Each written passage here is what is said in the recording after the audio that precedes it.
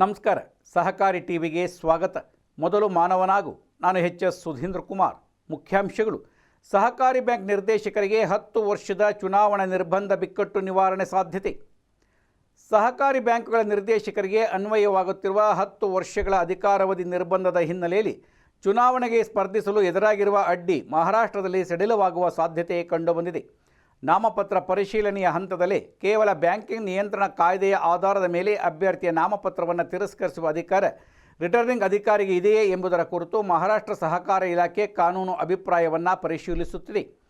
Maharashtra state cooperative ಬ್ಯಾಂಕಿನ ಆಡಳಿತಾಧಿಕಾರಿ ವಿದ್ಯಾಧರ ಅನಾಸ್ಕರ್ ಅವರು ನೀಡಿರುವ ಕಾನೂನು ಅಭಿಪ್ರಾಯದಲ್ಲಿ ಬ್ಯಾಂಕಿಂಗ್ ರೆಗ್ಯುಲೇಷನ್ ಆ್ಯಕ್ಟ್ 1949 ಅಡಿಯಲ್ಲಿ 10 ವರ್ಷಗಳ ಅಧಿಕಾರಾವಧಿ ಮಿತಿ ಒಂದು ಶಾಸನಬದ್ಧ ಅನರ್ಹತೆ ಆಗಿರಬಹುದು.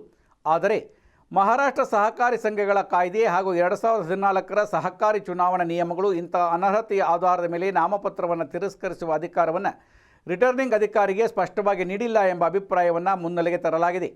ಅನಾಸ್ಕರ್ ಅವರ ಅಭಿಪ್ರಾಯದ ಪ್ರಮುಖ ಅಂಶವೆಂದರೆ ಶಾಸನಬದ್ಧ ಅನರ್ಹತೆ ಅಸ್ತಿತ್ವದಲ್ಲಿರುವುದು ಮತ್ತು ಅದನ್ನು ಜಾರಿಗೊಳಿಸುವ ಅಧಿಕಾರ ಹೊಂದಿರುವ ಪ್ರಾಧಿಕಾರ ಬೇರೆ ವಿಷಯಗಳು ಎಂಬುದು. ಬ್ಯಾಂಕಿಂಗ್ ರೆಗ್ಯುಲೇಷನ್ ಆಕ್ಟ್ನಲ್ಲಿರುವ ನಿಬಂಧನೆಯನ್ನು ಆಧರಿಸಿ ರಿಟರ್ನಿಂಗ್ ಅಧಿಕಾರಿ ಸ್ವತಃ ಅಧಿಕಾರವನ್ನು ಊಹಿಸಿಕೊಂಡು ನಾಮಪತ್ರ ತಿರಸ್ಕರಿಸಲು ಸಾಧ್ಯವಿಲ್ಲ.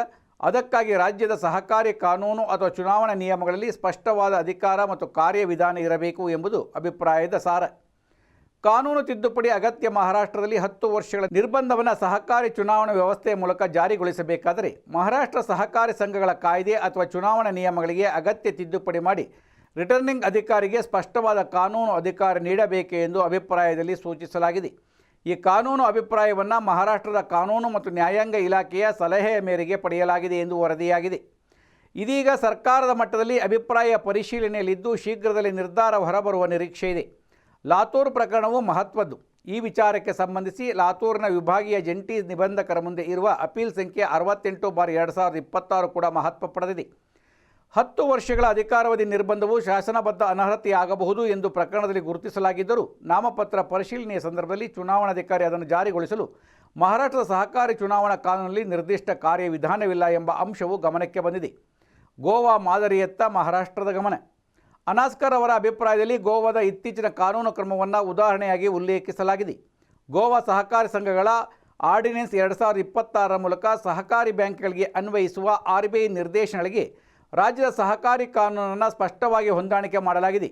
ಅದೇ ರೀತಿಯಲ್ಲಿ ಮಹಾರಾಷ್ಟ್ರವು ತನ್ನ ಸಹಕಾರಿ ಕಾಯ್ದೆ ಅಥವಾ ಚುನಾವಣಾ ನಿಯಮಗಳಿಗೆ ತಿದ್ದುಪಡಿ ತಂದು ಅನ್ವಯಿಸುವ RBI ನಿಯಮಗಳನ್ನು ಸ್ಪಷ್ಟವಾಗಿ ಅಳವಡಿಸಿಕೊಳ್ಳಬಹುದು. ಇದರಿಂದ ರಿಟರ್ನಿಂಗ್ ಅಧಿಕಾರಿಯ ಅಧಿಕಾರದ ಬಗ್ಗೆ ಉಂಟಾಗಿರುವ ಗೊಂದಲ ನಿವಾರಣೆ ಆಗಬಹುದು ಎಂಬ ಅಭಿಪ್ರಾಯ ವ್ಯಕ್ತವಾಗಿದೆ. ನಿರ್ದೇಶಕರಿಗೆ ಸಿಗಲಿದೆಯೇ ಚುನಾವಣೆಯ ಅವಕಾಶ? ಮಹಾರಾಷ್ಟ್ರ ಸರ್ಕಾರ ಈ ಕಾನೂನು ಅಭಿಪ್ರಾಯವನ್ನು ಅಂಗೀಕರಿಸಿದರೆ 10 ವರ್ಷಗಳ ನಿರ್ಬಂಧದ ಆಧಾರದ ಮೇಲೆ ನಾಮಪತ್ರ ತಿರಸ್ಕೃತಗೊಂಡಿರುವ ಸಹಕಾರಿ ಬ್ಯಾಂಕ್ ನಿರ್ದೇಶಕರಿಗೆ ಮುಂದಿನ ಚುನಾವಣೆಯಲ್ಲಿ ಸ್ಪರ್ಧಿಸುವ ಅವಕಾಶ ದೊರೆಯುವ ಸಾಧ್ಯತೆ ಇದೆ. ಆದರೆ 10 ವರ್ಷಗಳ ನಿರ್ಬಂಧವೇ ರದ್ದಾಗುತ್ತದೆ ಎಂಬುದಲ್ಲ. ಅದನ್ನು ನಾಮಪತ್ರ ಹಂತದಲ್ಲಿ ಜಾರಿಗೊಳಿಸುವ ರಿಟರ್ನಿಂಗ್ ಅಧಿಕಾರಿಯ ಅಧಿಕಾರದ ವ್ಯಾಪ್ತಿಯೇ ಪ್ರಶ್ನಾರ್ಥಕವಾಗಿದೆ. ಹೀಗಾಗಿ ಸರ್ಕಾರದ ಅಂತಿಮ ನಿರ್ಧಾರ ಮಹಾರಾಷ್ಟ್ರದ ಸಹಕಾರಿ ಬ್ಯಾಂಕ್ಗಳ ಚುನಾವಣಾ ಪ್ರಕ್ರಿಯೆಯ ಮೇಲೆ ಮಹತ್ವದ ಪರಿಣಾಮ ಬೀರುವ ಸಾಧ್ಯತೆ ಇದೆ. ಸದ್ಯದ ಅಭಿಪ್ರಾಯಗಳು: 10 ವರ್ಷಗಳ ಅಧಿಕಾರಾವಧಿ, 3 ವರ್ಷಗಳ ಕೂಲಿಂಗ್ ಆಫ್ ನಿಯಮದ ಕುರಿತು ದೇಶದಾದ್ಯಂತ ನಡೆಯುತ್ತಿರುವ ಕಾನೂನು ಚರ್ಚೆಗೆ ಮತ್ತಷ್ಟು ಮಹತ್ವ ನೀಡಿದೆ. ವಿಶೇಷವಾಗಿ RBI ನಿಯಮಗಳು ಮತ್ತು ರಾಜ್ಯ ಸಹಕಾರಿ ಚುನಾವಣಾ ಕಾನೂನುಗಳ ನಡುವಿನ ಅಧಿಕಾರ ವ್ಯಾಪ್ತಿಯನ್ನು ಸ್ಪಷ್ಟಪಡಿಸುವ ಅಗತ್ಯವನ್ನು ಇದು ಮುನ್ನೆಲೆಗೆ ತಂದಿದೆ.